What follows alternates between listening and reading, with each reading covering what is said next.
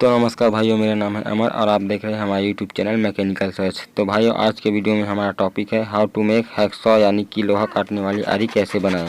भाइयों, अगर आप इस वीडियो से कुछ सीखना चाहते हैं तो वीडियो को लास्ट तक जरूर देखिएगा। तो भाइयों, वीडियो को कर दीजिए लाइक, और अगर आप इसी तरह के नए नए वीडियो हमेशा देखना चाहते हैं तो फटाक से हमारे चैनल को सब्सक्राइब कर लीजिए। तो चलिए भाई, वीडियो शुरू करते हैं।